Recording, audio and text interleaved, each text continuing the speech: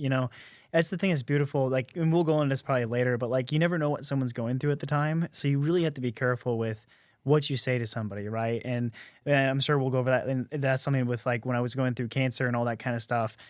You just never know what someone's going through. You have no idea, right? And so Mm. my thing is, why ever treat someone ill or ill-mannered when you have no idea what their story is, their background, or anything like that, right? But more importantly, that's the beauty of sport too, is that we're all trying to do something and we all experience the same amount of pain, right? So it's like just because I'm going faster doesn't mean it doesn't hurt. And just because you're going slower than I am doesn't mean that you're not hurting as well, right?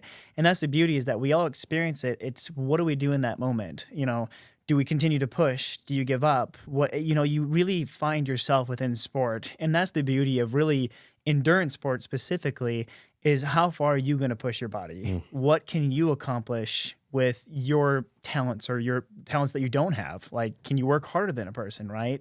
And that's kind of the beauty, like, with like the 100 miler or Ironmans or even half Ironmans, or, anything that's endurance wise, is really you're trying to push yourself to the absolute limit. And at the end of the day, where you fall to your competitors doesn't really matter. It's what did you do with it, right?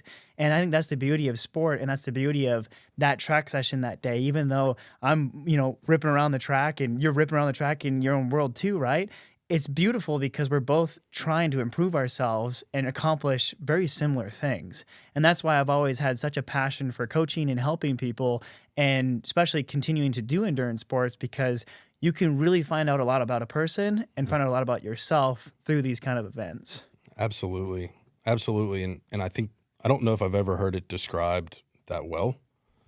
I've tried to put it into words numerous times, and it's really, I think it's challenging to describe it to someone that isn't in it. Yeah. That's so tough to do, but the way that you just put that together explains it really well. And at the end of the day, and I've talked about this on different social media posts or in person to anybody who's starting endurance events. For most of us, like, your competitors don't matter. Like, I can't think of one race I've done since I've kind of gotten into this world, for me, that I've paid any attention to what anybody else did. I was happy for them, Yeah. that Exactly. they're successful. Like, that made me feel good. But it's a focus on improving yourself. Yep. And it's funny how endurance sports specifically, I think, translate to every other facet of life. Oh, yeah. How much can you endure, Exactly. right? And that's in your personal relationships, maybe like with a spouse or your partner situation. Like, can you be patient, right? Well, Oh, yeah. endurance sports teach a lot of patience. Oh, do they ever? You know what I mean? Because, like, you can't just, it's not just go, go, go, go, go. No. You've got to listen, right? It teaches you how to listen. Yep. It teaches you how to respond appropriately.